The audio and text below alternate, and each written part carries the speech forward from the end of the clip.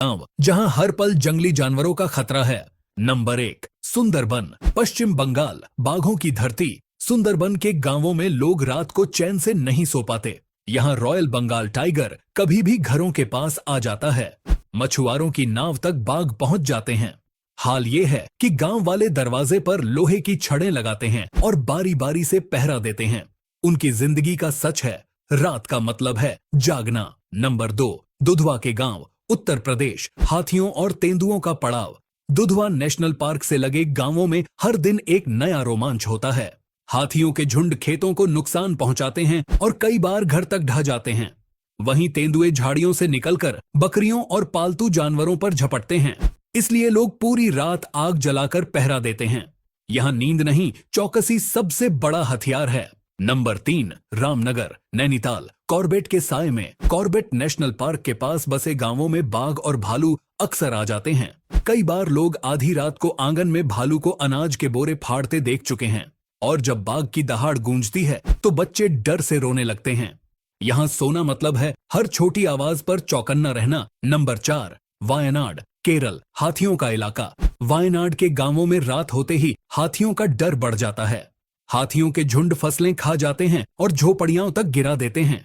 कई बार लोग मजबूरी में पेड़ों पर पूरी रात बिताते हैं। यहाँ की महिलाएं बच्चों को पेड़ पर छुपा कर रखती हैं ताकि सुरक्षित रहें। सच कहें तो यहाँ नींद नहीं, सिर्फ इंतजार होता है कब सुबह होगी। नंबर 5, गढ़चिरौली, महाराष्ट्र। जंगल का पहरा। गढ़चिरौली के गांवों में जंगली भैंस और तेंदुए सबसे बड़े खतरे माने जाते हैं।